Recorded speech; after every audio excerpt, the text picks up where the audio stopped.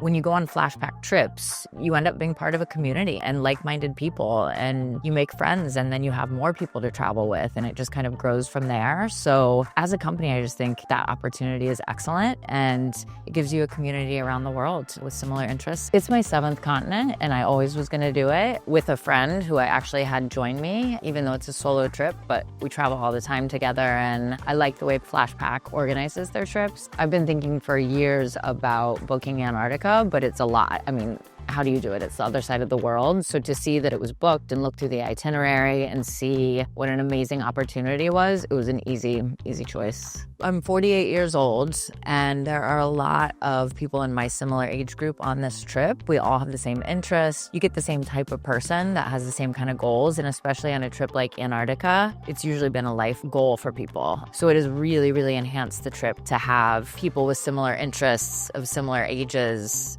It's been a huge bonding experience. By far, the sea kayaking is the coolest thing I've ever done. There were 16 sea kayakers, and we could choose to do it any morning and any night, and it was the absolute most incredible experience. We had a whale literally 5 feet away from us surprise us, just jump out of the water, and that's like one of those moments that you've been waiting for your whole life and you don't think they really happen, but it happens. We've spent most of our time on the boat, so it mattered who the boat crew was. And this is an unusual boat because of the size of it, I think. It's only about 100 people, so it's much smaller and much more intimate, and the crew knows all of our names. You know, you're walking by anyone down the hall, they know your name, they know your room number. It's just been incredible. I think Flashback gives older people an opportunity to travel around the world with very well created trips. It's a different experience. It doesn't feel as touristy.